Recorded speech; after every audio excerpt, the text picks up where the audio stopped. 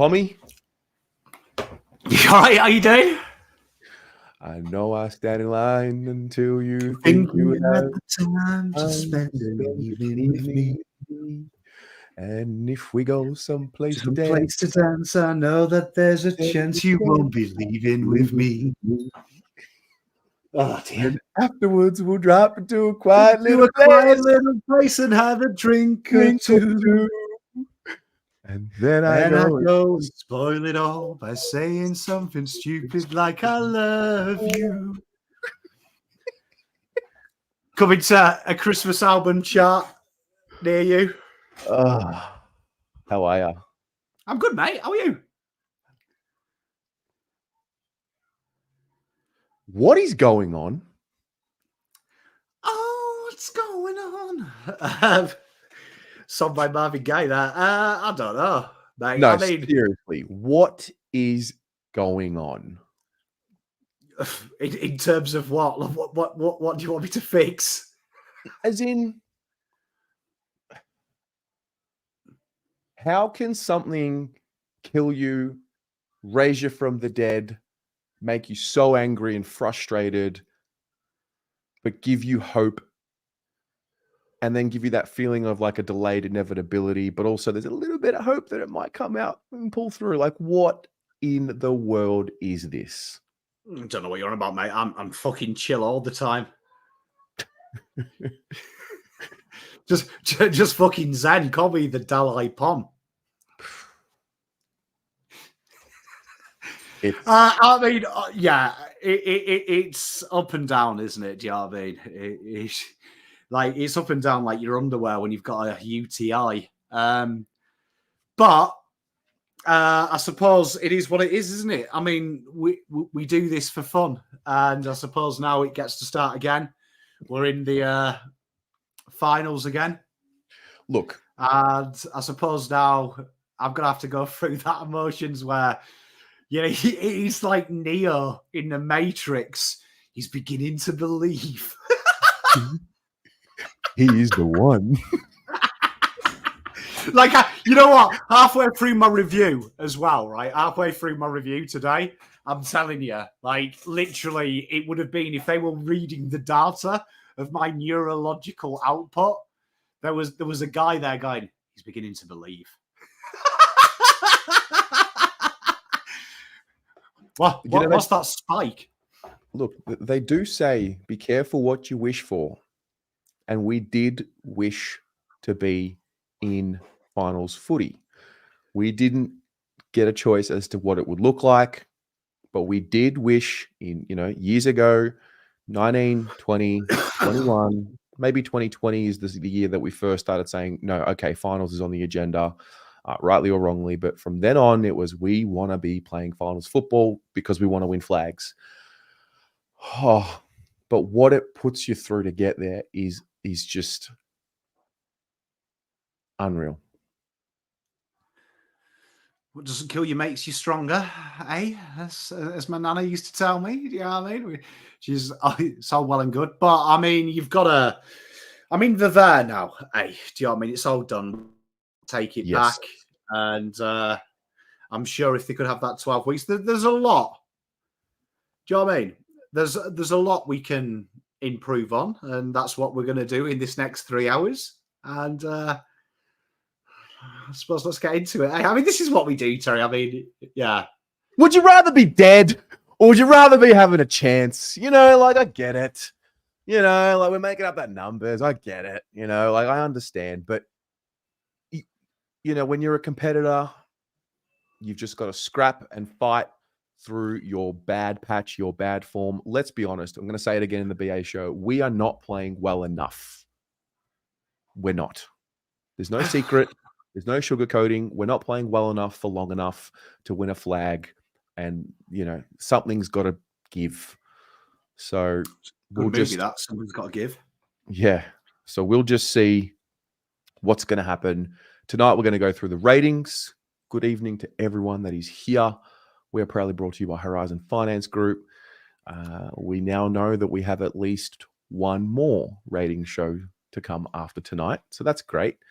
Got the Blue Abroad show at 7, Almost Blues Brothers at 8. It's Monday Madness.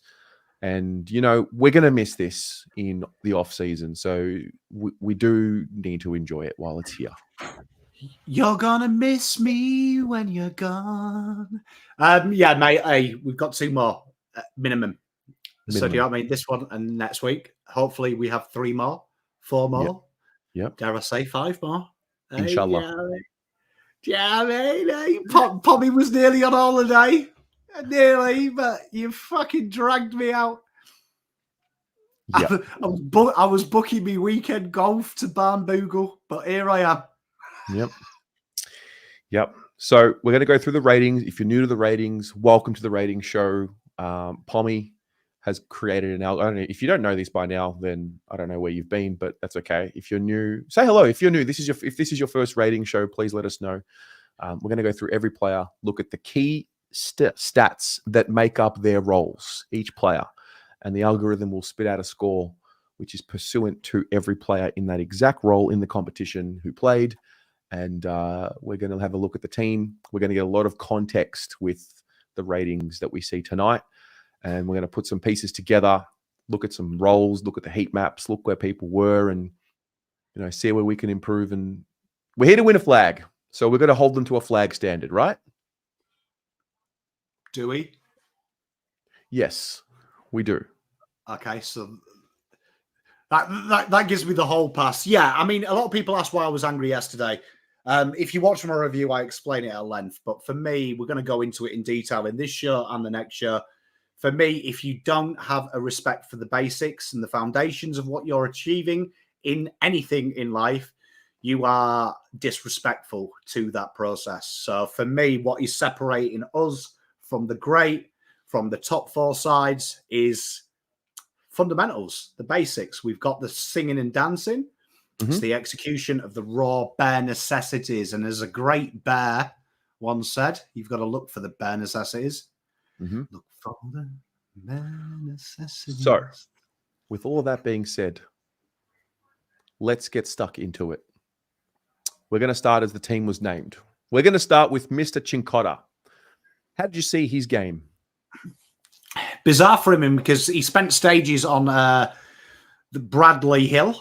And this was a weird one. So, Matty Lang, my weekly question, am I doing a VOS rating? Can't do a VOS rating because I can't be impartial. There's no metric that I can do. So, ergo, I can't really rate him. But if I was rating him personally, this would be one of the things we look at because this role didn't quite work. So, Brad Hill wasn't exceptionally negated, and then he moved down to the back half of the ground. And he was kind of the surplus in here. And it's a real interesting one. This time last week, we put him on some of the medium-sized players, and it worked. He got beaten one-on-one. The pressure acts weren't so brilliant. There was a couple of last-ditch tackles. Got the ball whirling, but this was a guy who was really kind of like in purgatory in the Carlton system as Voss tries to flood the corridor, which he does, which he did incredibly well, taking away the back half movement, which was a problem for St Kilda pre-game. This kind of affected him, kind of affected his ability to flourish. So sacrificial lamb from Bomcar, really? Mm. Yeah, when looking back at the game, I looked at the moments in the fourth, when that I was referring to it as, red zone or fight or flight. And so, you get a picture straight away who can lift in those fearful moments and who can't. I think Cincotta lifts in those fearful moments. I think we've spoken about it all year. What I love about Alex Cincotta is that when it just gets super hard, like he just finds a way to impact in a contest, which when you get to finals football, it really becomes contest by contest, doesn't it? It does, yeah. I mean, with Alex, there's something that you expect from him. He's going to be hard at it. He's going to do the basics, the raw fundamentals. But I feel like you pigeonhole Alex. He was the fastest player on the ground. Again, This is like the third time in 5 appearances in the last 5. He's had the fastest top speed. someone who's not really utilised, and it's beginning to become apparent you can't play him as well as Saad, because when Saad wasn't there and he played that more higher up role, he really executed really well. So that's something for Vossi to think about, and he's going to have a lot of thinking because he's got about 12 players back. Yep. So a 5.5 for Alex Cincotta. GG John says, was screaming my lungs out yesterday to support our boys. My 2 sons said at one stage, Dad, you're becoming the person no one wants to sit next to. Brisbane, here we come. You know what, John? I love it, mate. I love it. At least someone was. Okay. Next Good up. work, John, mate. Hey, We're going to go to Jake. Embarrassing your kids. That's what it's all about, mate, as well. Isn't that what your job is as a dad? Isn't that kind of how it works? You kind of fall into it, if I'm honest. You try not to, but then you kind of fall into it. So, yeah. Do what you're good at. Jacob Weitering, I think this was a bit of a divided opinion on the fan cams in particular yesterday. Some people thought he didn't perform brilliantly. Some people thought he was rock solid. I thought he was pretty solid personally on the day. How did you find his game? Well, yeah, I heard a lot about this. I heard a lot about Jacob Weitering. People saying he didn't play well. Who was the leading goal kicker for St Kilda? Higgins. Do you know what I mean? Just like, so, I mean, was it a key forward? I did see someone on Twitter saying it's his worst game for Carlton career. Oh, like Nick Clarkey says hello and says, give me an email and apologise. Very interesting, though. We were really praising this role last week about him playing centre half back and him being free up and him being able to attack the ball. And this didn't happen. We saw him revert back to fullback again. As you can see from Jacob, 100% one-on-one, right? Which he didn't lose a contest. The goals that people are talking about, I went back and watched this 3-4. I've watched it 4 times. If you include, I had to go back and skim it for a certain passage of play. But the 3rd time I watched this guy's game, the Membry goal, he's blocked by Lewis Young from getting there. So Lewis Young accidentally shepherds him, which buys him time. And they targeted him. They really did try and target that hot zone, which is why Carlton moved into fullback. So it took away his offensive stats. But defensive-wise, he wasn't beaten. So, fucking hell, talk about being a victim of your own high standards. This guy is nowhere. I had a rant last night. This guy was nowhere near that rant. Let's put it that way. So it was what we'd expect from a Jacob Weitering type game. Yep. So 7 intercept possessions, 6 marks, 2 intercept marks. Look, I'm not saying that he couldn't have been better, but I just think his job was done. Bare minimum. 7.5 is what he gets. For me, if you're blaming Jacob Weitering for us losing that game, come and see me. Good mate of mine. She coaches a Manchester netball team. I'll tee her up with you and she can give you like some netball for dummies and go and watch that game, because he's nowhere near our worst. Like nowhere near. Like nothing Jacob could have done could have won that game. Yeah. We're going to move on. We're going to get to Lachie Cowan. So this was interesting. I'm really keen and curious to see your thoughts on this, because I'm looking at that heat map now for the first time. This is what I've seen from McGovern's heat map a few times this season in certain games. I think the Port game in particular. What did you make of Lachie's day and role? And do you think it was impacted with McGovern not playing? 100%, because he did play Mitch McGovern's role. So we'll start with some positives with Lachie. I think this is worth persevering. I'll tell you for why. He gets up the other end of the ground and he gets back. Yeah. Right? Which McGovern doesn't do. Right? McGovern quite often gets lost in translation, which is why we've complained about McGovern on this show for the last couple of weeks. So that's a big thing for him. It was very similar to McGovern, though, in the fact that the way Carlton tried to structure up. So it's worth noting that Carlton have reacted the last 2 weeks to an area of concern, which is the Scores defensive half against. And this week, they actually nailed it. The problem is we found an answer to that problem, right? And the answer to that problem is flooding the corridor. So that's where Binns and Hollands have really made it look pretty good recently because they hold the width. The problem that has for Cowan and Mitch McGovern is it means you don't get to play loose in the back half of the ground and intercept the balls. And this was a big thing for Lachie. You could see in the first half as well, he got really caught between old role, back pocket, new role playing as the loose. But I watched this game and I was really impressed. I watched the back line a lot on my third rewatch, which made me feel better about life. And it's why I'm in a positive mood. And this was one of the things that really excited me because I was like, this gives Carlton a little bit more dynamicness going forward and back because he has got a real good energy. So I enjoyed Moo's game. Even though it wasn't spectacular, it was good. Yeah, look, he's played 16 games this year, 19 years of age. Where do you see his role in the team moving into a final series? Ultimately, it's just for the next game. That's all we can talk about. Personally, I think this is his role. I think this is his what role. he did in this game. I think this is something that you need to persevere with ASAP, Rocky. Like, stop this Mickey Mouse develop. Kid's ready. Do you know what I mean? I'll stand by what I said in the draft as well, that you'll redo this in his top 5 of his draft class. So he has got everything that Tom Stewart has, this guy has. So let him play that role. And that big thing there made that reference about Carlton acting like they had Minecraft minefield vision when the ball's on the deck. 2 ground ball gets. He won them as well against Dan Butler, 1, and number 2 was Jack Higgins. So not many players can play the height he does, but play defensively. So that's quite a skill. Yeah.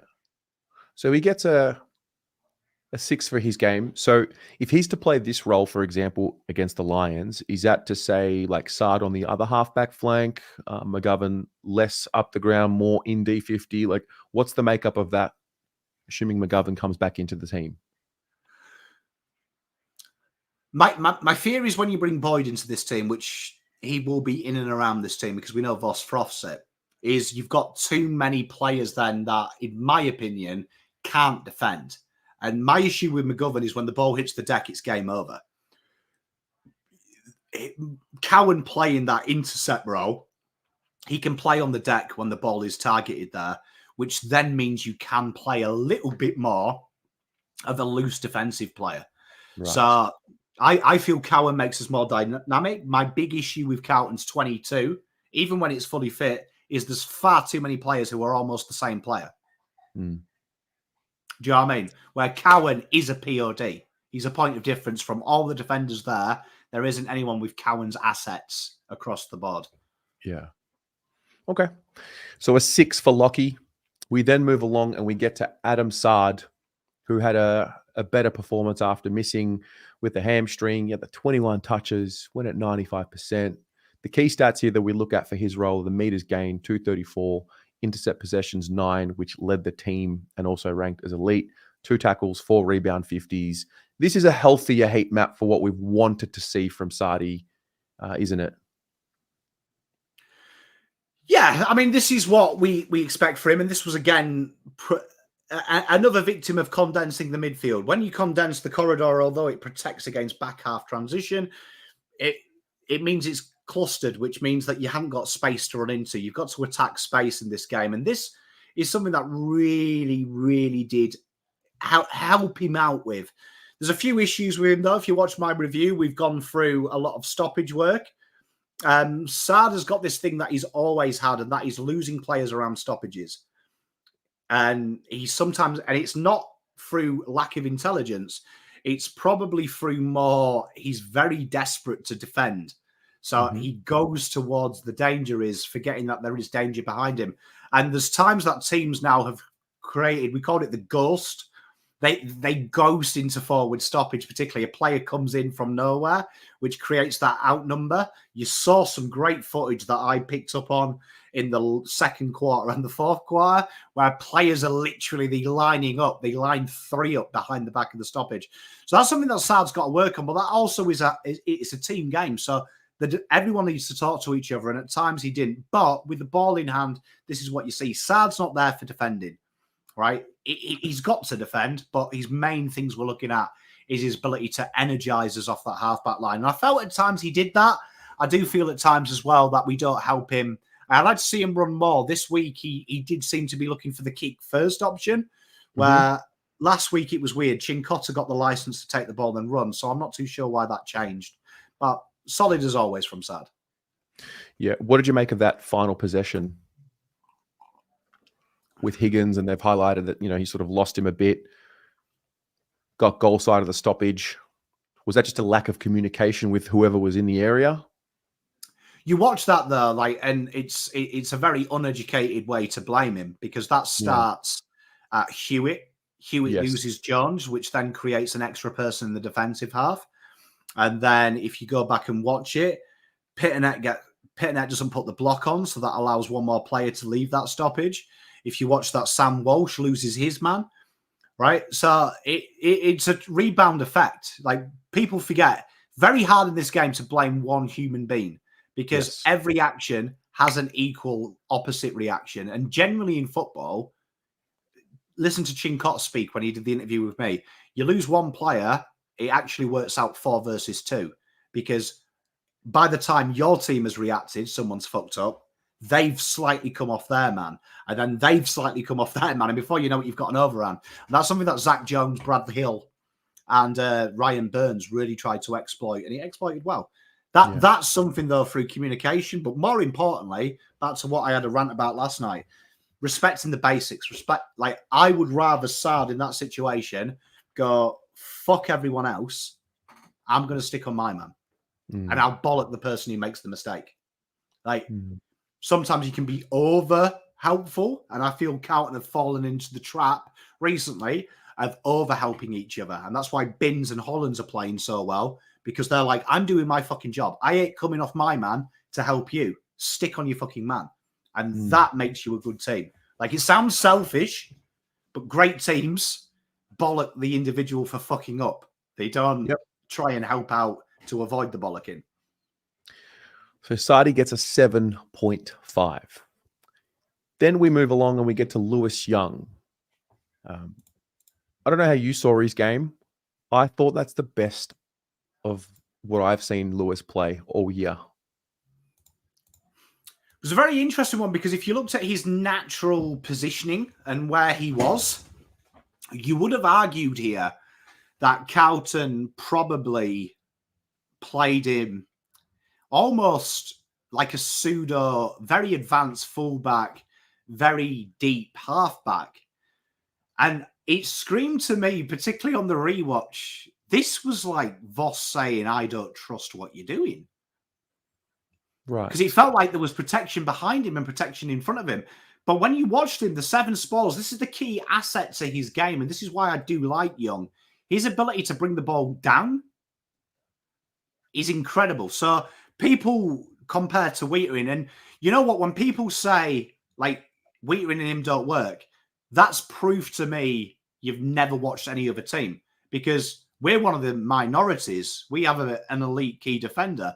Most teams have very average key defenders with elite smalls.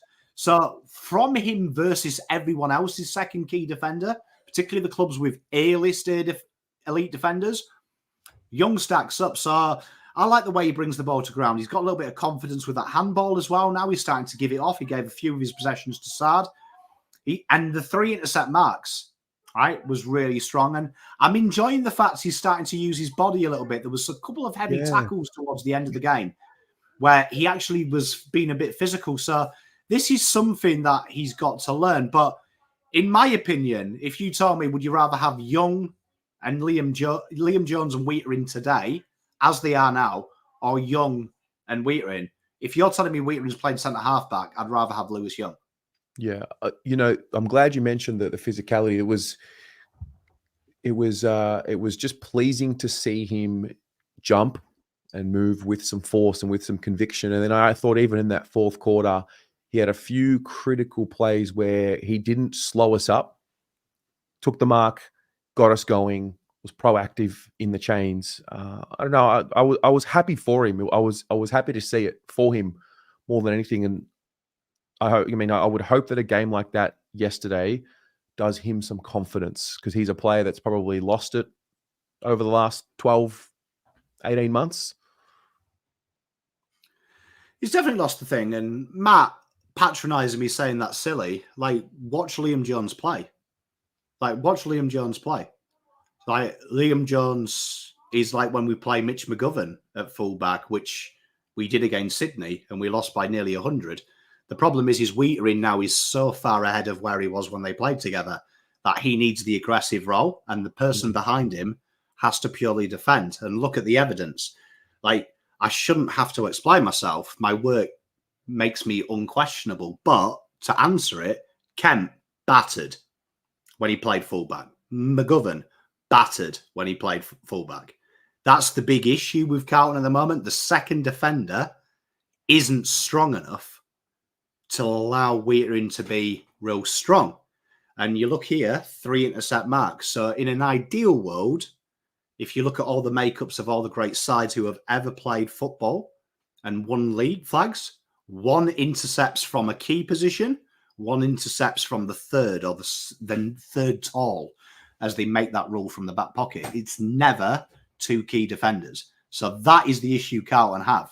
Lewis Young, if you play McGovern there, then Weitering goes there, and then you lose his kicking prowess and his intercept. And then he just becomes a stay-at-home defender. So it's a real interesting little predicament Carlton have got. They really need to find either an upgrade on Lewis Young or buy him time. Yep. All right. So Lewis gets himself a 7. Then we get to Nick Newman. Oh, wow. This guy did it all. And I mean, when you say fundamentals, I do think of Nick Newman as one of the first few players that do the fundamentals well. Someone that we enjoy so much about Nick Newman is the fact, exactly what you said, Terry, ruthless pursuit of the foundations of this game. So when you walk off the ground for me, if you haven't got a 9 out of 10 for the basics, you've disrespected. When people say about honouring the past, for me, I always say this in my first golf lesson to you. If you really want to honour the greats of the golf game, you make sure your grip, posture and stance are A grade all the time. Don't care what you do after that. That should be your check. Same with these. And this is what Nick Newman does. Nick Newman is just a specialist. And let's do the basics well. You look at the meters gained, they're astronomically high. And you get some people who are over 400 and they're just bombing the fucker as far as they can. They're just trying to get that stat. Dylan Shields is a real good example of someone with high meters gained, very low efficiency. Thing Nick does is he hits targets or he kicks it to advantage or places that are easily defendable. So you watch it when he goes down the line quite often when he gets them possessions. He's kicking that in between the winger and the half forward, knowing there's always going to be 2 people to get that ball and they're either going to create a stoppage or they're going to win the ball. Very intelligent, the way he sharks the opposition. And the big thing here, we talk about doing the basics. We were screaming this on the watch along. The problem with Carlton is no fucker attacks space. You've got to attack space. Sometimes they find the space and they're like, I'm happy here. I'm not going to move. They get closed down. There's nowhere to go. He had 16 marks because this guy didn't stop. He was always, right, Lewis Young's got the ball. I'll run to the back pocket. I'll come from half forward. Always looking to make himself available. So incredible team player and probably the most underrated role in the last 10 weeks has been Nick Newman's ability to, that's how you help your mates out. You don't get involved, free yourself up to help them. And Nick Newman gets it. Mm-hmm. So he gets a 9 for his game. He was exceptional. Then we get to Ollie. And you smile, don't you? Because you just see him coming out the other end of, his patch. I dare say his last month has been the best football and the best version of him and most confident that we've seen of him. Any draftee out there, speak to you. If you are a role player or you do your job really well, speak to your agent tomorrow and say, can you put something out in the press that I don't want to come to Carlton?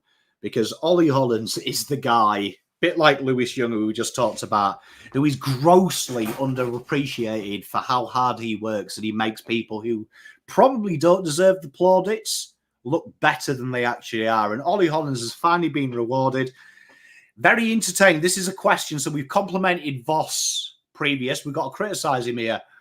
He's changed Ollie Hollands' role since Binns has come in to be able to protect that more offensive side when Binns has got the ball, which is an incredible ploy. We know that's one of Binns' shallow weaknesses. Issue is when Chera came in, Chera played this role and Ollie played where Binns is, which is the most backward thinking in the world. Ollie's ability, though, to work really hard, particularly in that real tough area of the ground, is exceptional. 5 tackles for a winger, unheard of. They're usually generally the most shyest players. 15.1 Ks and one of the most sprints on the ground. Now he's starting to get these meter gains. This is where we were complaining when everyone was wanting to drop him and we were defending him on this show. This kind of shit will come once he gets the confidence and understands the game. He's really starting to showcase that now. And you know what? That Binns, Akers, Hollands role, all 3 of them have come into this team and really showcased their ability to understand how each other operates and works. And we're starting to see Ollie Hollands and Jackson Binns at Vic Country now. We're starting to see how they played. They used to have a great understanding. So hats off to them. Fantastic performance. Yeah. Gavin, I like what you've just written here. He just creates movement. I like it. He gets... Mate, selfless. And like, honestly, it would be the worst football club in the world to play for. I think in all sports have been really good at your job. Because I think it's really underappreciated. I think the hate he's had since round 0 is nothing short of barbaric. I would say it's up there with round 12 last year for me. The personal hate he has is disgusting. Good call. It's a 7.5 for Ollie. Just to, zoom out for a moment, 20 years of age. He's played 19 games last year, 22 games this year. That takes him to a total of 41 games. You blink, and you're approaching 50 games for Ollie Hollands. This is a second-year player, and he's got finals experience, and he becomes a really important part of what we're about to do over the next period of time.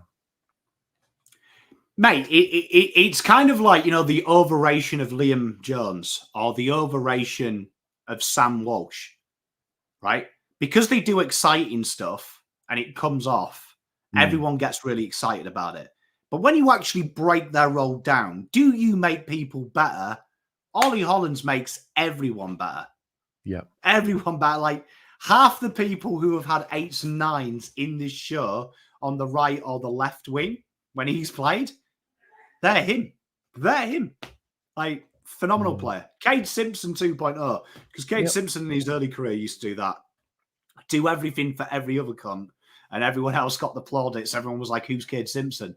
Fantastic player. So a 7.5 for Ollie Hollands.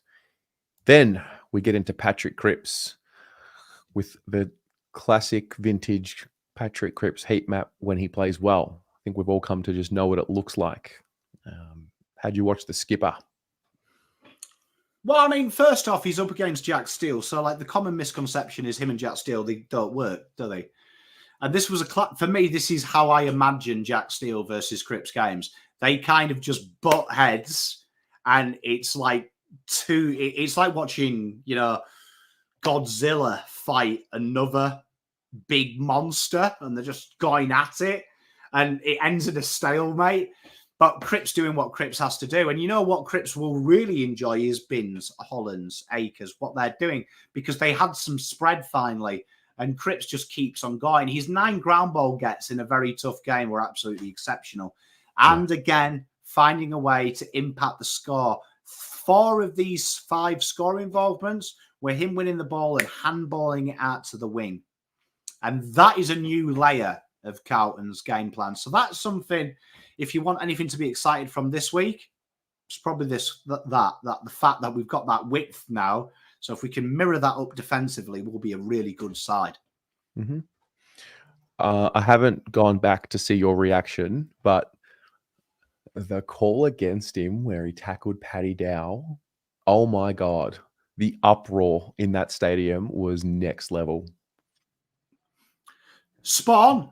I was a little bit angry. I was more angry with Stocker, to be honest. I mean, someone will probably go back and complain and be like, "Oh, Pom said mean words about a former player. Let's fucking get the noose out or something." But we're at war. Do you know what I mean? I don't like him, but he was incredibly good, and I did hear the booing on the rewatch. But you know what? Crips did what Crips had to do. So you know what? It's tough leading. Imagine it was a hard work being a captain in this game, to be honest, because there was a lot of really shit performances. But wow, Crips wasn't one of them. Wow, 9.5 for Patrick Crips. That's huge. Then we get to the other wing, and that's Blake Acres, who hit the scoreboard in this game twice, 2 goals, 15 pressure acts, 471 meters gained, 5 score involvements. This is an interesting look here. Well, I chat shit. Chat, you've seen a lot of heat maps. Which player that didn't play is that heat map of? There is a player. Which player? Give you a clue. Voss loves him, but there is a player. So a new role for Blakey this week. And where usually we see him in that very defensive role and that very Gab, straight off the cab. Well done. Matt Cottrell 2.0, and Carlton shifted it to the right-hand side, where sometimes we see him on the left, shifted to the right-hand side. 2 goals. So we saw what we see with Cottrell, less pressure acts. But what did this do for the Blues? 1, incredibly good at taking them forward half intercepts. 5 score involvements. He's genuinely one of the better players at going inside 50 in space. So the Blues maybe have found something here for Binns, Hollands and Acres to coexist, because also they shifted him down back and moved Binns here and then moved to the left wing. They moved Hollands as well in different interims. So Carlton have got a real good rotation guide here. And Blake now being put out to pasture, given the easier of the 2 routes. You know, when you asked the question, my first answer was actually Doc. I pictured what we wanted to do with Doc in that role before he got hurt. Not bad, Terry. I mean, you're probably right. To be honest, it feels fucking like 10 years since I last did a Doc heat map. But from memory, Doc did play that kind of Cottrell role. Yes. Well, that was the idea this year. Yeah, the forward mid. Yeah, Terry, you're good at this. Yeah, well done. Yeah, if you said Doc, give yourself a pat on the back as well. I'll allow Doc. So that's an 8 for Acres. Then we get to Matt Owies. Chat, I did see all your comments. Matt Owies earned a free kick and got suspended for the same passage of play in which he was awarded a free kick. I mean, in a week and in a day where nothing made sense, this just adds to it. I mean, it makes sense, to be honest. I mean, the umpiring... The week does make sense. we probably can't talk about it, can we? We can't. But we've at the risk of starting a revolution, the umpiring was up there with the corruption levels of Kim Jong-un's government in North Korea, let's be honest. Mate, like, you know what I mean? Like, it was deplorable. Like, and I've seen some bad games, and I like a rant at the umpires. Fuck me, that was bad. So it doesn't surprise me that there's a suspension coming out of here. Matty Owies, very interesting what the Blues had to do with Matty Owies. So they had to fabricate something. Very interesting that Matt Kennedy was pulled from full forward. So Cowan had to negate something. So it was really weird that Matt Owies almost played more of a role that we'd expect to see a third toll play. 5 score involvements, the 1 goal assist. Took his goal well. Forward 50 ground ball gets. The aerial work wasn't quite there. But that being said, it was a fairly okay game. The defence was a concern. And we'll come to it when we get to the guy that I'm going to blame. But defensively, he was given the attacking role. So I think he did the attacking role to an extent. Yeah. We've got until 11 a.m. tomorrow to decide if we're going to be appealing. If so, I guess we're doing an appeal stream. We'll see. But Matt always gets a 6 for his performance. I would just like to say there should be a score amendment. I've just checked my thing. Crips, for some reason, It has given last week's score to him, but it was an 8.5, not a 9.5. Crips 8.5. Thank you. Thought that was high. Yeah, I did as well, because I was like, don't think he's player of the game. Yeah, he was good. I just went in and checked, but for some reason, there was some slides left, and because Crips has got a certain number, it's not uploaded. So yeah, 8.5. All good. So a 6 for Matt Owies. We then get into the forward line even more, and we get to Brodie Kemp, who had his second chance at playing as the target in the forward line. What did you make of Brodie's second crack at it?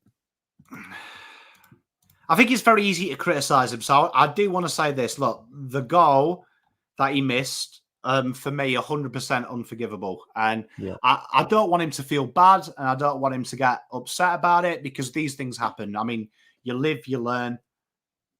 Bit more practice, you'll get it. This one, though, his game, for me, was complete banter. Like, you played a side last week who are absolutely shithouse, and you deliver the ball a little bit lower, which plays into the advantage of your medium-sized and small players because it skids in there. Then you play a side that are good, and Cal Wilkie, for me, one of the best defenders in the league. Josh Battle, he's up there. Do you know what I mean? They've got some good defenders, these guys, and Cal Wilkie was his direct opponent, who's made some very good players look very stupid. Mm-hmm. Then you start kicking to him like he's Harry Mackay and hoping that he'll win a one-on-one. And it ain't happening. So I don't want to... He's got to take some blame. Michael Voss doesn't have a PlayStation controller and control him. He's got to try and make it work. But his midfield really hung him out to dry. And then there's little things. Like him trying to go up the back of Cal Wilkie. That looked ridiculous. He was never winning that. I did like the intent. But this, again, felt a little bit like my opinion of Brodie Kemp's game was what I'm talking about, the basics. He didn't do the basics well, but he was trying to do the intermediate and advanced stuff. And it was like, hang about, Brods. You've had one good fucking game, kidder forward. Like, humble yourself a little bit. Play out in the goal square. Lead. And I felt like he was trying to mirror Charlie Curnow without the ability. But the midfield, honestly, the kicks inside to him. No wonder Charlie was watching it from a dark room, because he was like, I've got to go and fucking play with these guys next week. Yeah, when he lined up for goal, I just thought, what a great opportunity. McGovern had a similar situation, obviously, after the siren a few weeks ago. You learn the lessons. I would have spoken about taking the moment, the man in the arena. Of course, it's hard to criticize from this side of the fence. Of course, he's in that moment. I just didn't see him shanking it. Of all the things he could have done, shanking it was not one thing. It was what it was. He just wasn't able to take that moment. And this group were given a lifeline yesterday. And I hope that I don't know what it is, but that full locked in, laser sharp focus, embracing the moment every time, it's sliding away. It's here and it's there. It's there in the fourth, but it's not there in the first, or it's there in the first, not there in the second. And we've just got to be better. Everyone wants to be a hero. Few people have the minerals to be a hero, though. But everyone wants to be. But if we actually look deep within ourselves, 90% of us are the first to run out of a burning building and fuck everyone else. Being a true hero is a bit like being a true champion. It's a real acknowledgement of putting yourself in harm's way. So Philip Poe is a great example for him to follow. A man that's been classified as arrogant, as egotistical. Some of the hate I read when I interviewed Mateus was disgusting. Real good guy, though. When you speak to Mateus, this is a guy that backs himself in. So positive for Kemp is he kept going. Yes. But the next evolution there is I felt like he didn't quite back himself in that position. And you saw Philip Poe. He missed. He nailed the next one, which was harder. So that's going to be something that Kemp's got to really back himself, because Ashton had no nerves. So Ashton Moir, when we come on to him, I'll forgive Ashton. He's young. He's naive. Fear is learnt. You're not born with it. Brodie Kemp, I felt like he should have got that, man. He should have got that. But, I mean, it is what it is. Hopefully, next time, he gets it. Yeah. 4.5 for Brodie.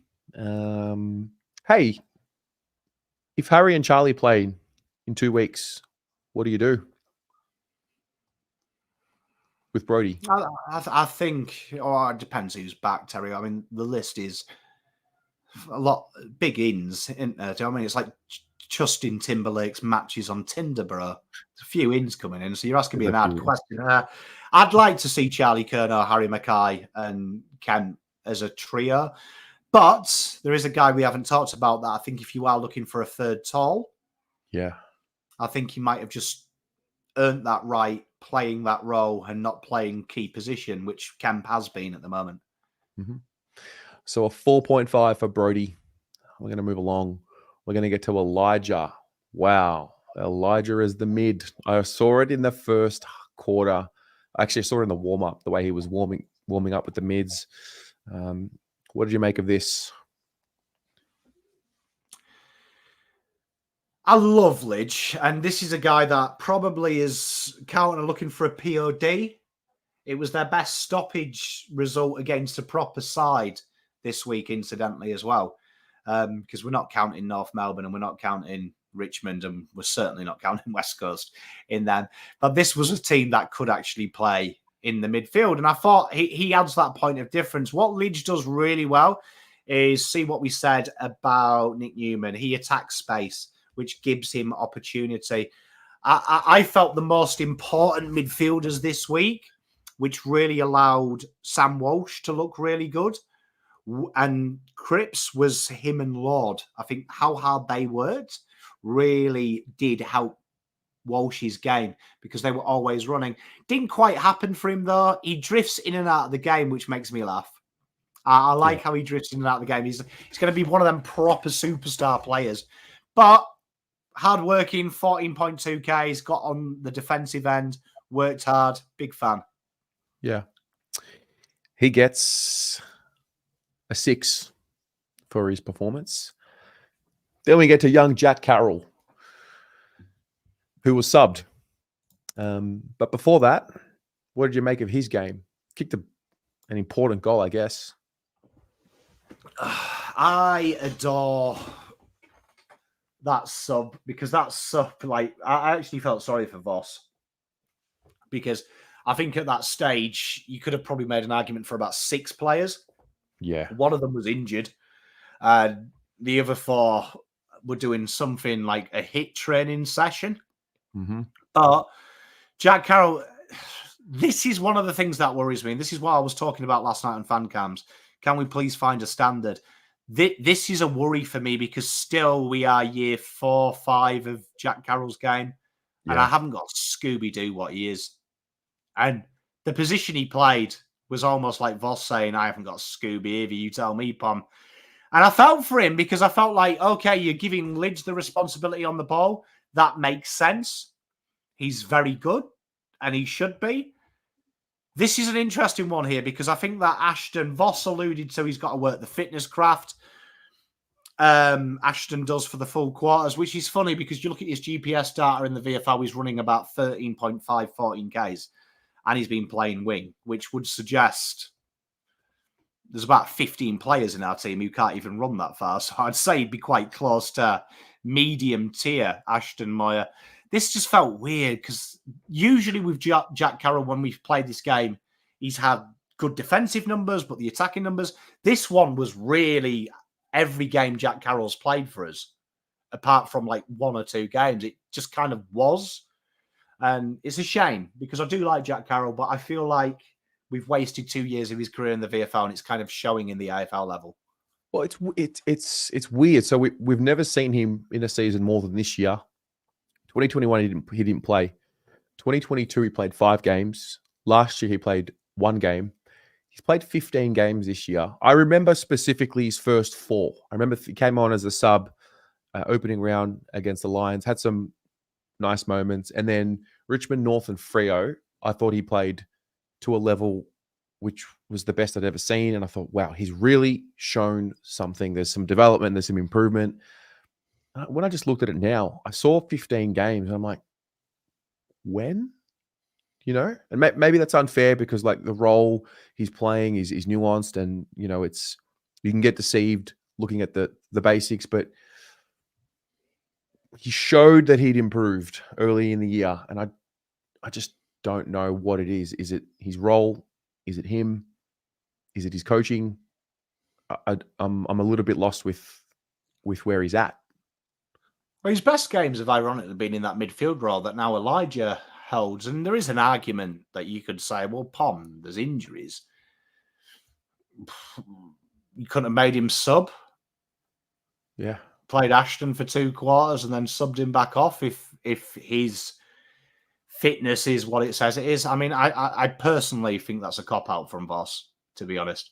Yeah. With Ashton, I felt like this was a selection mistake, particularly him at half forward. You had enough forwards to cover this position. Makes no sense playing the extra mid here. And if it was going to be the extra mid, surely that would have been Elijah and just put Elijah back to where Elijah started at half forward. Interesting one. So Jack Carroll, he gets a 4 for his game. Then we move along and we get to Matt Kennedy, who just continues to plug away or chug away. Chug away. Well done, mate. I like that. Interesting one with Matt Carroll and Matt Kennedy, because it worked really well. Him at full forward, Kemp at centre half forward, then them interchanging last week. It really did look good and tasty. This week, we saw Voss very quickly revert to him back in the midfield, which I felt then killed Kemp, because I don't think any other midfielders have his ability to take marks. Even Crips. I don't think Crips has that ability to go into the forward line and be as annoying as this guy is.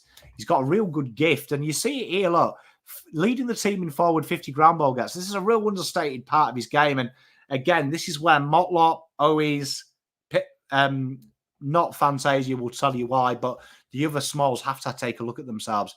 Kennedy shouldn't be winning your predominant job, but this guy, most unluckiest player, I think, at the football team, because how he hasn't got a defined every week role is probably a disgrace, because I don't think anyone has eaten the ship sandwich over the last 3 years like Matt Kennedy has for Carlton Football Club. Yeah. There was a passage of play in that first quarter, just needed to hit up. Actually, it was a hit up kick to, I think it was Jack Carroll. It was just a beautiful passage of play, and every player has their strengths and weakness, and I mean, Kennedy's not the most precise of kicks.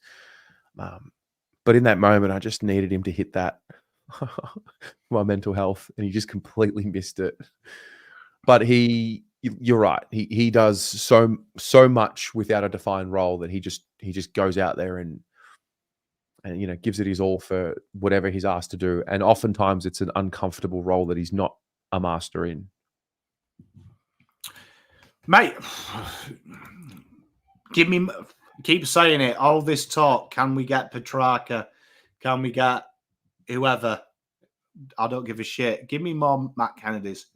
Find me a back pocket like Matt Kennedy. Find me a forward pocket like Matt Kennedy.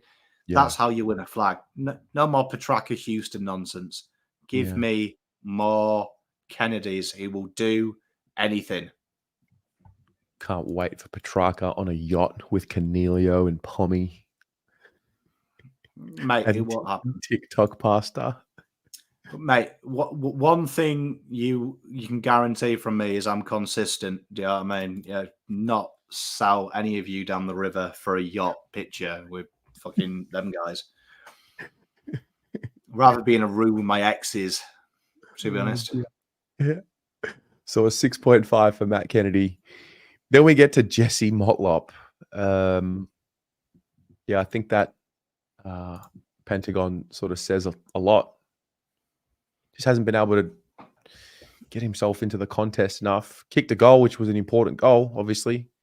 But that first half, he just couldn't find a way to get into that contest. It's interesting because you'd imagine that when Voss does the roles, he goes, right, what's the biggest loss here? And it's probably, I would say, the two biggest losses of the injured players, right? Obviously, the obvious key position, you've had to make it up. But I'd say based on history, we kind of got away with no key position players. I'd say Fogarty is huge and TDK are huge because of the two things that they do, because no one does Fogarty. But then when you look down, the gap between Pittonet and TDK, if you believe it or not, is actually far larger than it is Motlop and Jesse, because their big tackles inside 50s and turnovers caused are almost similar.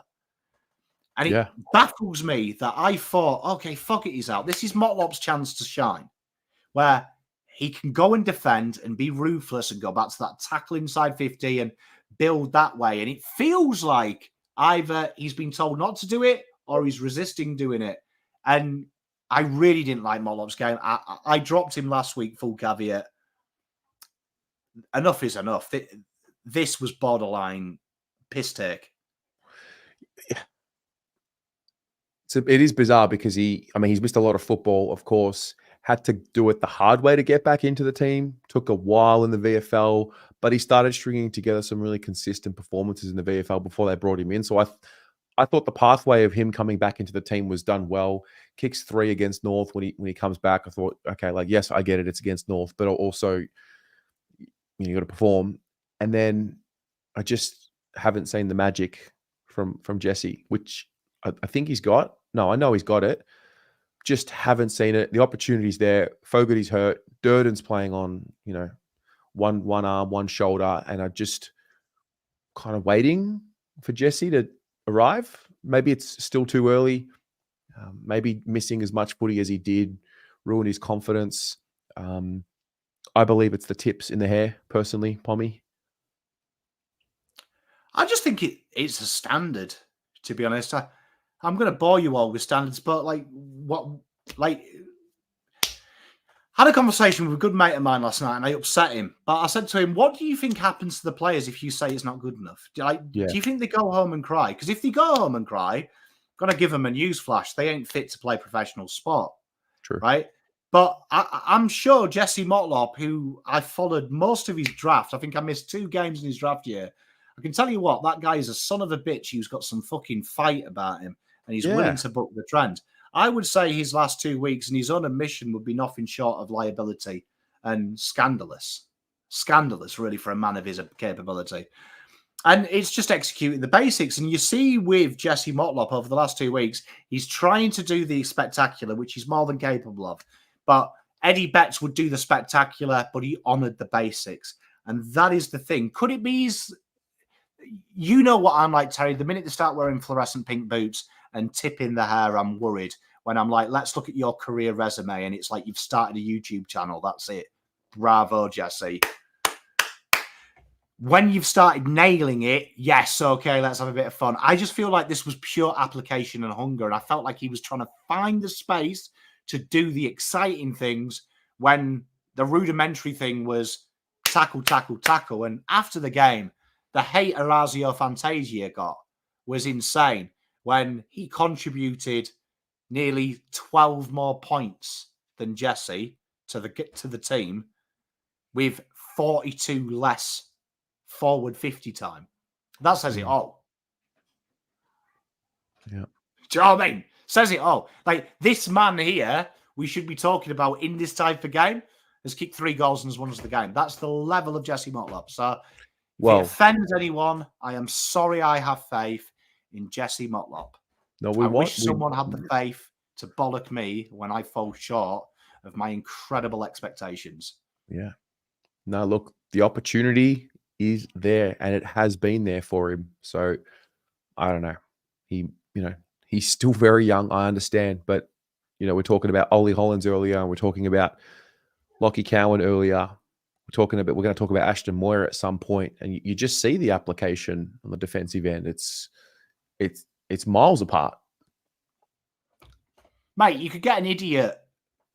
It's like, when people say defensive pressure and stuff, to me, defensive pressure is like commending someone for a chippy apprentice for sweeping the floor. Any idiot with working hands and feet can sweep a floor. It's just a bit of pride of tidying up after yourself. It's the same as tackle pressure. So, do you know what I mean? Incredible talent, but Do you know what I mean? He's been training for 8-9 weeks. Tackle pressure, I'm afraid you can't train it. Do you know what I mean? You don't even have to be fit for it. Just fucking lay a tackle, mate. Yeah. So look, Jesse gets a 4. We're going to move on. We're going to get to Pitto. I thought he did what he needed to do in this game. Just throw that big body around. Interesting one, because this was like probably the best game if you ever want to bully Pittonet, which everyone seems to like doing, bless him. The big thing with Pittonet is this was probably the game that you saw the difference between Pittonet and TDK, because around the ground, Rowan Marshall killed him. In the ruck, he probably got the better of him in every metric but hitouts, which he killed him. Rowan killed him. Do you know what I mean? Even though it only generated one point from centre clearance, where Carlton generated, I'd say that's more the midfielder's skill than Marc Pittonet's job, because I felt for Rowan Marshall. He gave some absolute dimes to his midfield, and they couldn't do anything. It felt like TDK at times when he's having a day out and our midfield forget TDK's good. Yeah. Score launches, though, elite, really strong. The clearances were good. He was involved in 8 score involvements as well. So I really enjoyed the change. Now, them score involvements were interesting because they were him getting it out of that clearance area, getting it out of congestion. A little bit different to the way we see TDK do it, but we finally saw Pittonet do it his way, and that was reassuring.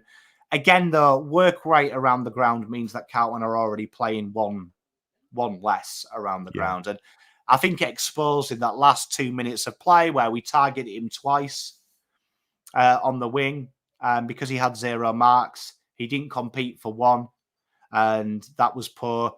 And then the second one, he just was nowhere near it at all, which was a shame. That's probably the thing that's separating him from really going to the next level. But he was okay. He was okay. He definitely, yeah. He gets a 7. I don't think he's done anything that makes TDK, as soon as he passes a fitness test, a hard yes. All right. Let's open that up a little bit more then. If TDK is available next game, are you just playing TDK on his own, or has he missed too much footy to play on his own for a full game? Sounds harsh. I don't care. I think you're playing every game now as if it's the last. So if you're thinking, let's play next week, we'll keep him. If they're 90%, they play. Yeah. If they can train, they play. So for me, like, you know, when people say as well that the biggest myth in football, oh, but this guy's big. This guy's big. There is no evidence in AFL history, and trust me, I've checked, I've scrolled 50, 60 years, that a big guy can beat a little guy. Genuinely, little guys will destroy them around the ground, as Rowan Marshall did. Rowan Marshall destroyed him around the ground. Like, Rowan Marshall, if Rowan Marshall's playing that kick Weitering did down the wing, Carlton win the game, if that's Rowan Marshall. There's the difference. So for me, yes, TDK against McInerney, stretch him, make him work around the ground, expose that. Thank you, Pittonet, though, for the 5 weeks, because he deserves a little bit of love. Yeah. Because he's 7. We've fallen into finals, but he was a part of that fall. Yeah. He gets a 7. Let's move along. Let's talk about Sam Walsh. It's building. The hair is growing, and he's playing he's just chipping away. He's getting better.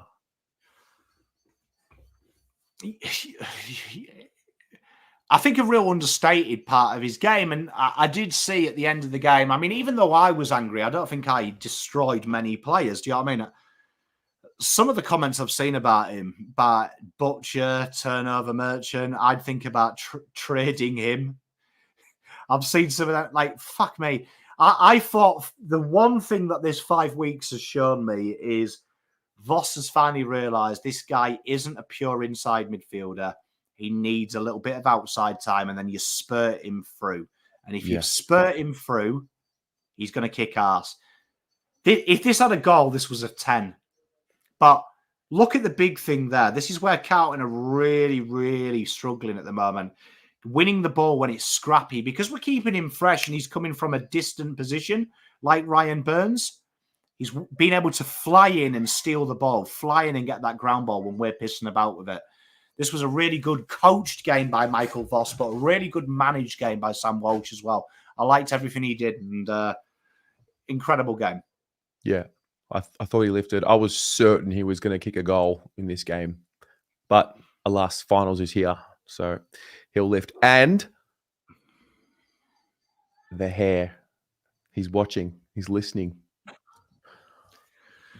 He's timed it perfectly. The length is now, in 2 weeks, that length will be great. Unless he decides to, go super short again, which I don't think he will.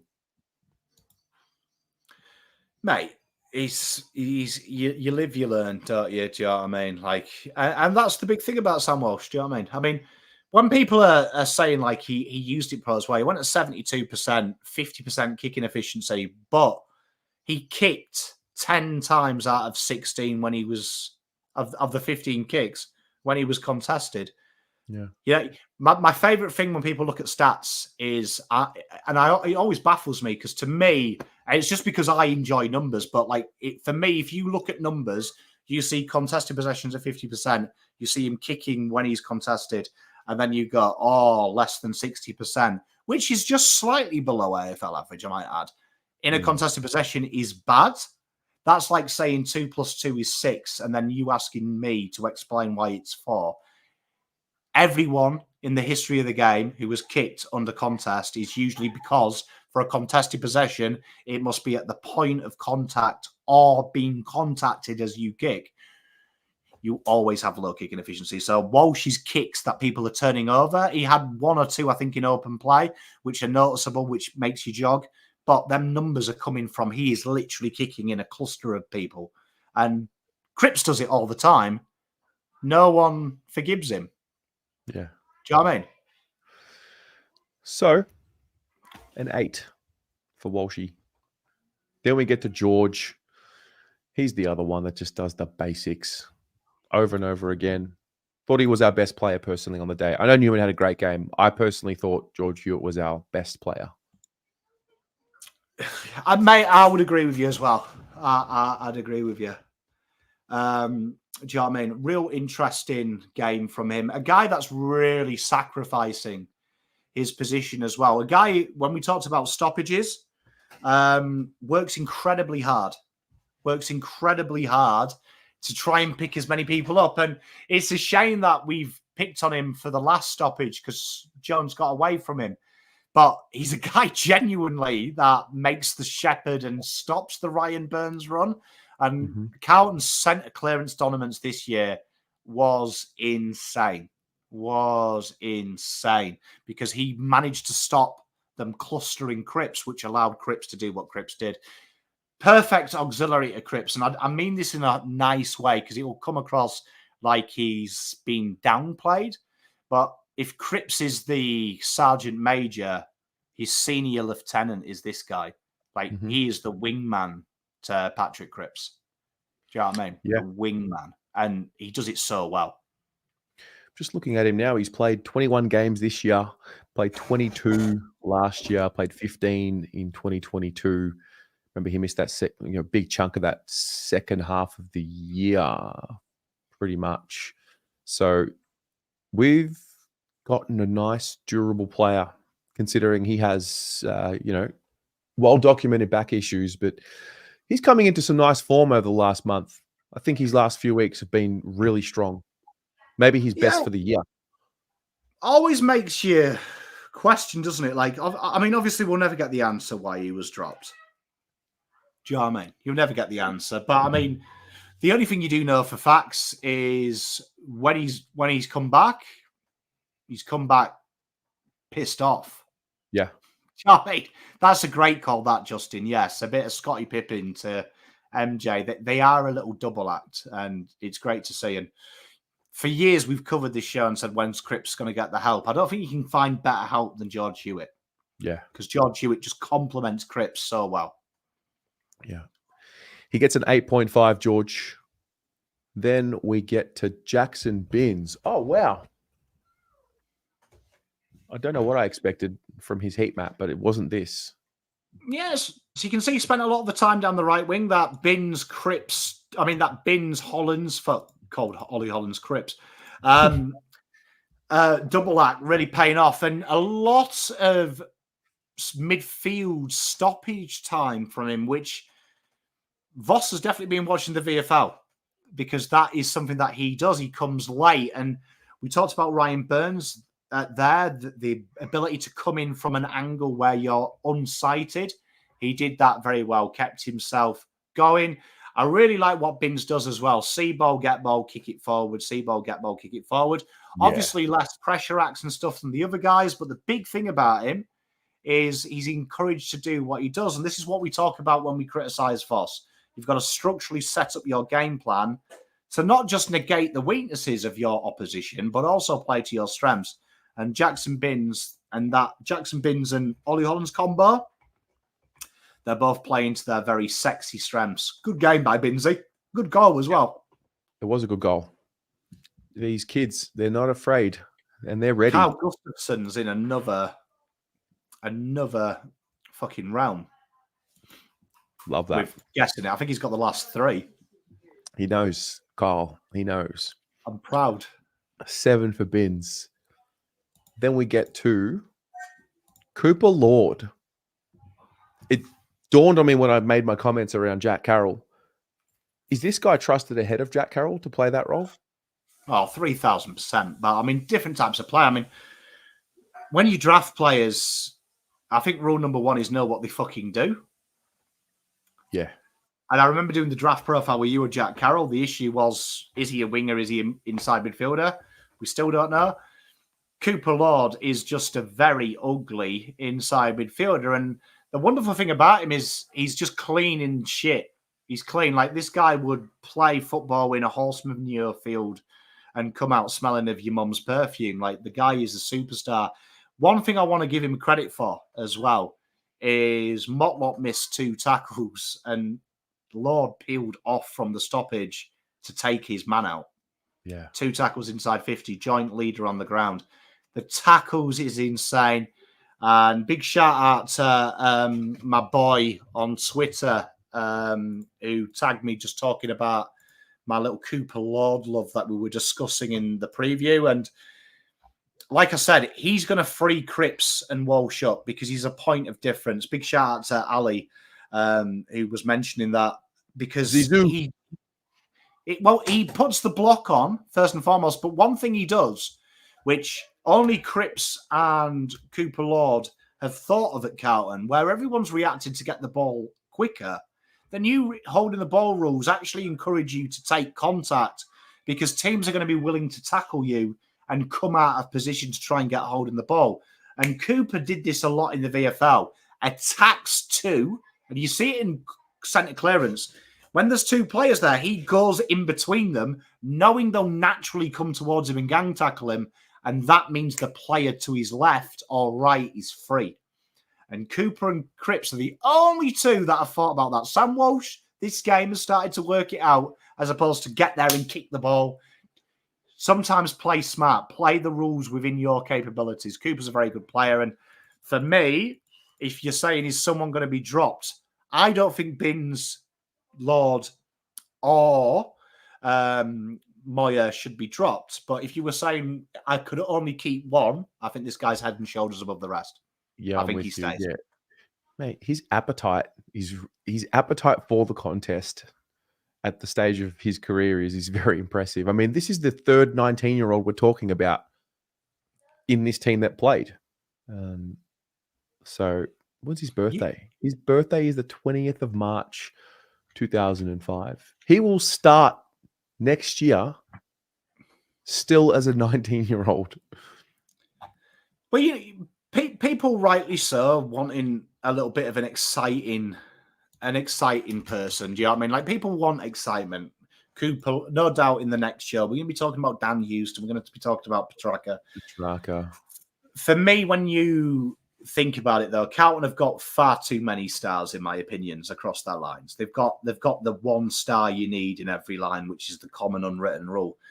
Why Cooper Lord is a no-brainer for him to be good is he played for a dual Premiership Sandringham side, and his entire life has been see ball, get ball, give it to someone fucking good. Right? And when he was at Sandy, he had some very good midfielders around him, both years as a top ager and as an underager. So this is what you're looking for when you're trying to find. You know, when people go, Geelong are geniuses, the draft isn't as smart as people will make you believe. You will hugely win 40 and after and rookies if you're picking the midfielder that does all the shit for the good players, because invariably they come into the AFL and what's Cooper Lord doing? Cooper Lord is buying space for Sam Walsh, helping Crips out and trying to get the ball out to Binns and Hollands. He's literally been given a job where it's don't be a superstar, make everyone else better. And what does he do? He makes everyone else better because his entire life he has been the fifth pick midfielder. So I like it. Do you know what I mean? I like it. And I think he's the natural George Hewett replacement, which makes me excited. And he's got a long way to go, but I really like his intent is good. Great signs. Yeah, great signs. He gets an 8. That's impressive. Well done. Well done, Cooper. Then we get to Orazio Fantasia. He's like the yin and the yang. He was everywhere in the corridor. You know what? I hate this guy. I hate to say this, but I was glad this guy was back. For one reason. For some reason, this licorice all sorts football role is fucking huge to Michael Voss. It does help us, doesn't it? And I was watching the game and seeing Binns stay where he lives, and Holland stays where he lives, and Akers stays where he lives. And I was like, that's good, because at least I don't have to see fucking Blake Akers become something I haven't seen for the last 2 weeks. Nice to see you back. And what is his role? Well, great banter, low 5 heat map. That's clever. But the big thing that he does is he's literally wherever the stoppage are. He's wherever the stoppage is with him. And the thing that he's got, which I don't think any of our players have, is the nous to understand you can handball and kick to people to where they're going to be, not where they are. And I think that's what Voss sees in it. So at the moment, I don't think we've got anyone on our list capable of playing that role. But whenever there was a problem, this guy did it. 2 tackles inside 50. Do you know what I mean? Incredible for me. The 2 goal assists leading on ground, the forward 50 ground ball gets. Real strong from me. Just real good little performance from me. I don't get why this role can't be like other clubs, where other clubs have 4 or 5 players doing this. But it works. So, it's a glue. I have no idea why this fucking works, but I think it's a little bit like when my nana used to put like a drop of rose flour into cakes. And if you ever have the cake without it, it doesn't taste right, even though it's tasteless. Could be that. Fuck knows. But it works. I can't tell you why it works, but it works. Just looking here, right? So 14 games. Wow. His next game will be the most that he's played in a year since 2021. Wow. If you had said Orazio will come into this club and he'll play 14 games in the regular season, I think we all would have taken it. Yeah, well, it's the most he's played since his first year at Port, isn't it? So, yeah. I mean, it's his 4th most years as well, which is weird. His 4th most games in his 10-year career. But it is an interesting one. Because it obviously works. Like, it's obviously important to what Voss does. And for some reason, we haven't been able to manufacture it with everyone else. This, though, incidentally, I was watching the game back, and my notes here, Chera ? When everyone's fit, is this the role for Chera, that you're just around stoppages, we find you something else to do? Could be. But he does well. 6.5 for Orazio. Then we get to Corey Durdin. Corey Durdin. He's a sore boy, Corey. That's what he is. Didn't bend down on his left-hand side at all. Yeah, he's playing with some pain. And it made me upset because I feel like this was dangerous. Yeah. This is dangerous because I was watching this game intent and there was times where you could see him chase into the contest, then pull out. But do you know what I mean? He pulled out. He really pulled out. What can you say about his game? 2 tackles, 1 tackle inside 50. He was definitely shouldn't have been out on the field for me, and I didn't like it because there was a passage of play where he gets the ball first, and he goes like that. He leans over his left-hand side to pick the ball, and I was like, that's a clear indication that shoulder is the injections have worn off by about quarter time. And I was shocked to see Carroll subbed because I was like, what damage are you doing to this boy's shoulder? Yeah. Mate, he's, I had my heart in my mouth. Mate, I love Cozza as well. I love a bit of the Cozzy Durdin. We're big fans. Yeah, of course. And he's got him because I feel like this Fogarty role has him written all over it. Yeah. It does. It's just he's just hanging on. 3.5 for Corey. Then we get to Ashton. How does this work? How does the red appear for each individual, or is that scaled as well? No, it's because he's just had 4 touches. How the heat map works is it just gives you them. When usually the heat maps are quite weird when they're less than 25% of game time. Right. But anyway, as we've done, Ashton Moir, try and help you guys out. We've put the dashes so you know that he's played less than 25%, and then we've scaled the colour so you can see what it is. And 1 goal, which would have been elite because that would have been 2 goals. Pressure act 6 would have worked out at 21. Ground ball gets, we're looking at 2. And score involvements, it's predicting a 9 for him. And why is it predicting that? Because literally half of his touches were score involvements, but more importantly, his ability to play players in behind. He's very quick. One of the marks he took there, very interesting. He took the mark and he called the players to keep running. So he actually takes the mark and he's like that. So he's like saying, get behind me. It's going to come quick. And he just dillies it up.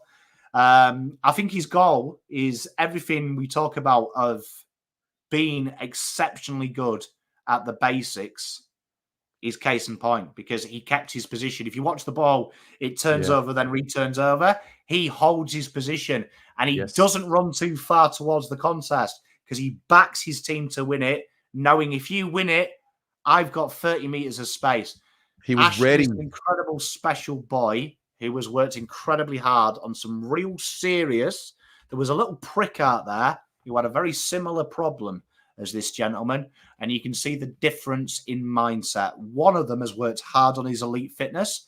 The other one has spent 2 years mourning that the club didn't believe he was fit enough, and he's no longer there. And this is why Ashton is going to be a superstar. No excuses, knuckle down, work hard, rewards will come. Great game from Ashy.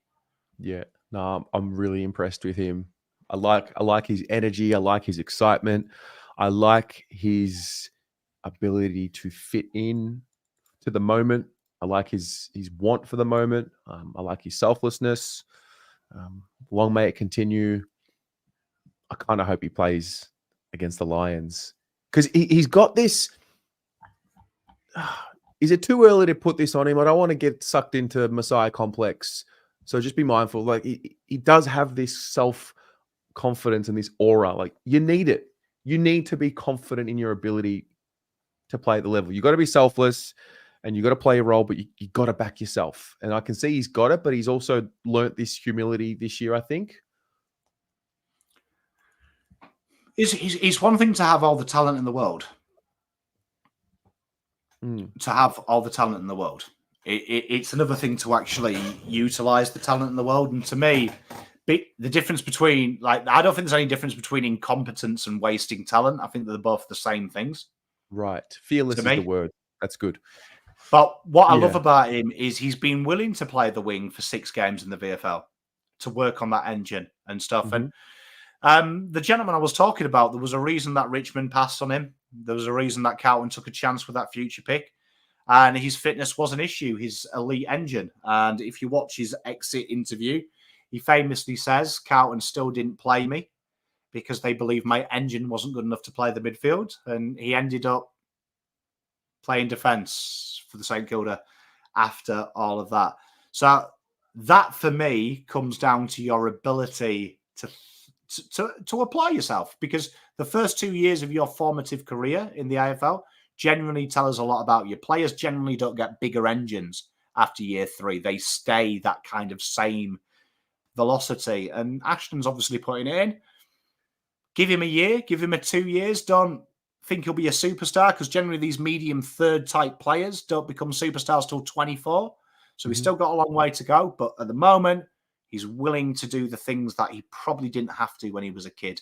So really impressed with him. And I expect big things from him. Big things from him. And yet again, there's another 19-year-old that played. He's born on the 15th of April, 2005. Hey, he and I have a very similar birth date. There you go. Mate, he's very impressive. Have I got this right? Him in the draft. Cowan's 19, Cooper's 19, Ashton's 19, Binsley's 19. Yeah, it'll be coming up. Won't be far off to 20, isn't he? Bins. We played 4 19-year-olds. Ollie's 20, Jesse's 20. Jack Carroll. I think Jackson's birthday, isn't it? Just before. I think it's just before. Just after Ollie's. So I think he's in the off season. My gosh. Yeah. So that's good. Ashton, it's hard to give him a score. It's scaled up to a 6, but honestly, I think we can all understand why we're not going to give him a proper score. So let's look at the team. There it is. Chat. What are your first impressions of what you see, and what comes to mind? What did you think, Pommy, when you first saw this? Well, I mean, it made me think and stand by my post-game analysis. For me, that heat map doesn't reflect do or die win at all. It's mediocre. It's mediocre. It's a team that's about 10th or 11th. There's not enough star power there. There's not enough people going hard. There's not enough. A lot of the docked marks were from things that I would expect players of this caliber really to excel at. So it's okay. It's just okay. And for me, round 24, okay, unless you're Sydney or Brisbane, shouldn't be in the vocabulary. Yeah. Is this, yeah. I'm just looking at, I mean, our senior players, I don't think we were let down. Probably would have loved at least one more senior player to just have a more exceptional game, I guess. But I think having just said what we said about the 19-year-olds and the 20-year-olds, that probably paints a bit of a picture as well. Like, there is a reality to this. Like that's a very disjointed team in terms of experience. Mate, look, a lot of these players aren't ready. Do you know what I mean? Yeah. Like Bins, but look at their scores. Look at their scores. Do you know what I mean? So my issue isn't with the young players at all. I think not at all. I think they're probably carrying us a bit. But do you know what I mean? It's one of them things. I mean, look, it's two schools of thought. Maybe I'm too harsh. Do you know what I mean? Like, maybe my children must have the most horrible home lives because maybe I have too much standards. But I mean, I'm telling you, from working in sport, it is okay to say that you put yourselves in the position to win and they didn't. And we're judging this from a statistical point of view. Them numbers say to me, that's why you didn't win. You were close, but not good enough. You didn't. But I'm looking for Matthews. I'm loving Matthew as well because Matthew's been critical. So I'll sure. So I'm looking forward to him exercising what Pom says and presenting his own algorithm to compare against mine, because that's what you do when you want standards. You come out and say this is how it should be done, and then you compare it. So I'm looking forward to that next year. Mats and Poms, TPI going against each other. That'll be really good. Can't wait for it. So this is the picture of each quarter. And there you can see, look, so huge shout out to the Blues for the defensive half scores, which the Blues absolutely killed, even though they lost it by -1. Got to shout out Vossi for this. They absolutely destroy teams off the halfback. They destroy that's been their big strength. So big shout out to Vossi, particularly in the second quarter and the third. He knew that they pressed the go button. He flooded the corridor. It affected Carlton's ability to score from turnover, but it was incredibly good, and it affected Carlton's forward half to defend as well. It affected Carlton's ability from there. But tactical, very good tactical class. The problem was here, the Blues didn't have the numbers to take the piss and turn that dominance and that negation. So that's probably personnel. But again, I'd say the forward line, this is my issue. You had Charlie and Harry there. You ain't getting more tackle pressure. The tackle pressure should be destroying this team. And that's probably the area for me that Carlton need to improve on.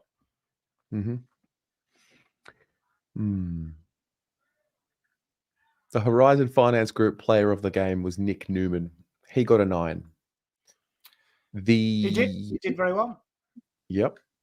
The Horizon Finance Group Player of the Year awarded to the player with the highest average is Patrick Crips. It's a rolling average, 8.5. Chat, you know what to do. Who won the Riser of the Week? Who scored the highest compared to what they were expected to score?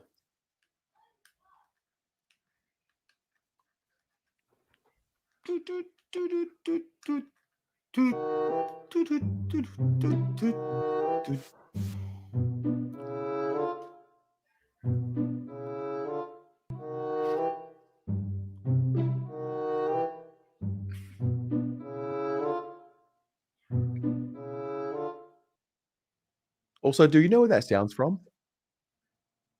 Haven't got a Scooby. Okay. Well, it was Cooper Lord. Well done if you guessed.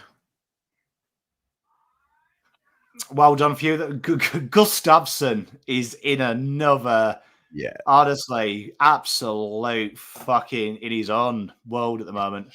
In his own stratosphere. Get out of our fucking head. Very good. Very good. Okay. Now we're going to quickly take a look at some of our opposition and the players that we want to highlight. Pommy, you wanted to start with Mateus Filippo. Why and what did you make of his game? Well, it was a key difference between how they beat us and how we lost this game. Carlton need to, particularly in the next 2 weeks in training before we play, find a way to have that extra kick inside 50. We saw this quite a bit last week, which went a long way for us beating West Coast Eagles. And I was very upset to not see it this week because this is what all the sides do. And it's been a big addition to the St. Kilda turnaround in form, rolling players in this position. And Filippo works that channel so well. So this is something that the Blues have got to look at. Finding someone that can put the pressure on, that can also turn it in and make it there. And he was a defensive menace all the time, but kicking and chasing, getting it deep. So I've really enjoyed Filippo's game. And this is an area that's really affecting Carlton all season, really. That ability to run out from the forward pocket, get to that red area, and just open Carlton up a little bit. Got a 9 for his game. I like him. Wasn't he he was the pick before ours, is that right? Have I got that right? Or maybe 2 picks before us? Mateus, I can't remember where he went, to be honest. Mateus Filippo draft. He was drafted with pick 10. Okay. Don't know why I thought we were close to that. I was going to say, that was ages ago, wasn't it? I might be thinking of someone else. Anyway, good job, Mateus. Oh, it was our pick. Yeah, Ollie Hollands was the pick after. Oh, okay. Yeah, there you go. Jack Sinclair. I did not expect to see a heat map like this for Jack Sinclair. Yeah, so this is a big thing that when you look at Carlton, right? When you look at Carlton and you think of things that they do really well, when they play that loose, aggressive halfback flanker, they really do play it. Do you know what I mean? They really do play it. And this has been an area that has really been a struggle for Carlton, particularly when our forward pressure isn't good. And it feels like an age that we've had a halfback flanker cut us apart. But this week we had it and it went back. And no surprise, we were negative 20 in forward half scores and we really did struggle. It just allows the team to come at you, press on you. And Jack Sinclair is literally one of the best at what he does, to be fair. So struggled here, the Blues, with this one, but we always do. We always do. He got a 9. Then we get to Rowan Marshall. Oh, wow. Okay. I'm glad we did this one. Yeah, so I wanted to do this one because everyone's in a bad mood. And as usual, the dude who's an analyst, he cops it because the players can't play football. So I thought I'd show Rowan Marshall what I'm meaning about the difference between him and Pittonet. So there's no doubt for me, Pittonet won the ruck. If you just looked at the ruck bits, you can see, look, score launches, Mr. Pittonet was in another level. Score involvements from the centre, he was in another level, right?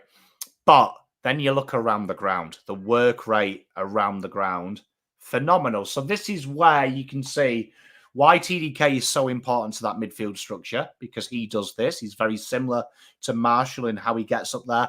But I want you to see that red area on the wing. So when I criticise Pittonet, this is the problem with Pittonet. Carlton have to negate Pittonet's lack of aerial strength. And that's why Harry's been playing halfway up the ground. Charlie's been doing it. That's probably why Pittonet's so strong, because it always means they've got an avenue without taking the big guy out. Philippo's role's changed. Great call by Richard B. Flat.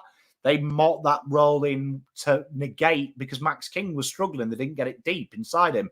Coincided, he started playing that role, killing it. Max King got injured. It's funny how football works sometimes.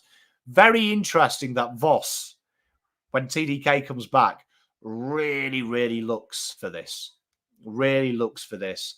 And sees how important that is to our structure, his ability to play up there. But you know what? I wanted to highlight Rowan King, just the difference between Rowan Marshall and the difference between Pittonet, why the scores were very similar and how a ruckman TDK is special because he gets them 9s and 10s. He can mirror both these up. So incredible game. I like Rowan Marshall. I do like him. Well done, Rowan. Pommy?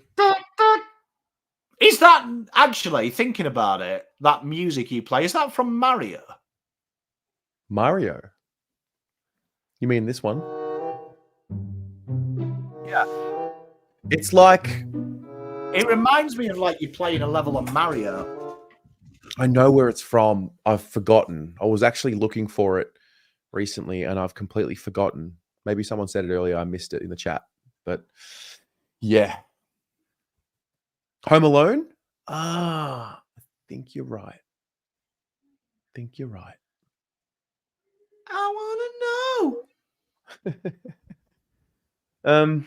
So look, that's that. Maybe we'll save more comments for the Blue Abroad show, but that was the ratings. What a weird day, huh?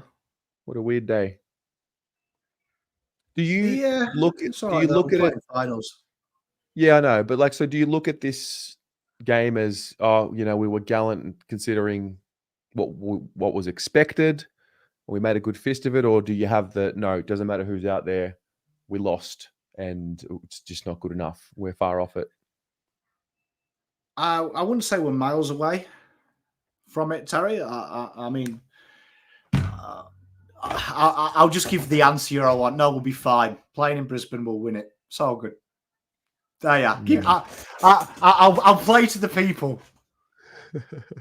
How's that? I'll give you what you want. They're No, all because I lovely am. darlings. They all need a big pat on their back. At the end of the day, this is a bit of fun. You know No, what that's I not mean? what I want. It's not what I want. It's not what I want. Honestly, look. Honestly, they can look. If this was something that I know, if these were golf professionals, and I'm looking at this data, I'd say you have been incredibly hard done by to be in the situation you are in. But let's look at the evidence. You stacked up, right? You had chances to win. You had chances to win. So let's break that down. Let's not make excuses and lessen who you are as human beings by going, you're VFL players, right? Let's have a look at how you can improve from being 10 of you probably should be in the VFL to being this close to winning so many games or being in games for longer. What can we take out of this that ultimately makes you take the next jump? And if this ever happens again, 10 of you can come in here and win the fucking game.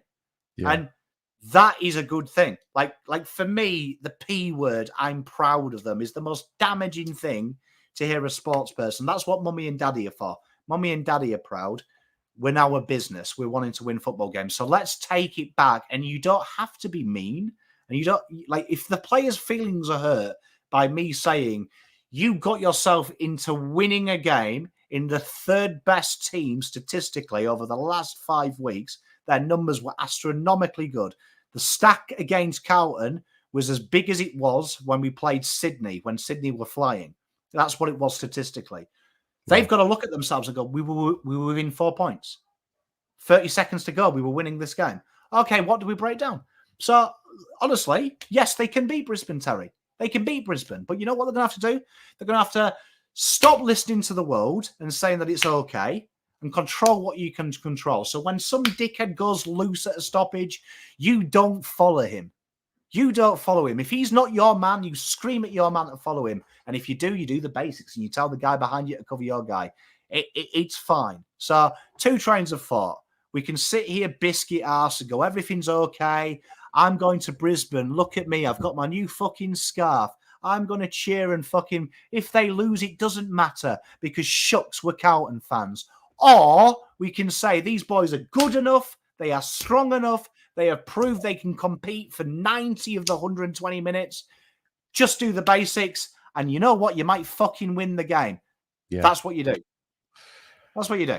But, I mean, I'm happy to pander to the audience. If you want me to go, no, it's okay. Everything's good. I am just glad to be alive.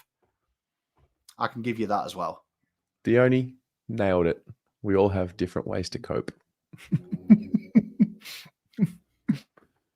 Guys, we're going to leave it there for the rating show tonight. Thanks for being here. Thanks to Horizon Finance Group and Nick for sponsoring the show. Love your work. If you are in the market for any finance, for anything, and you need someone to go and do the groundwork for you, look at the rates, do all the comparison. He's offering a free call, a free consultation. So get in touch with Nick, horizonfinancegroup.com.au. Go from there. We'll see you in about 20 minutes for the Blue Abroad show at 7 p.m. Pommy, thank you very much. Go Blues. I'm just going to drink 8 scotches. Yeah. See you, mate.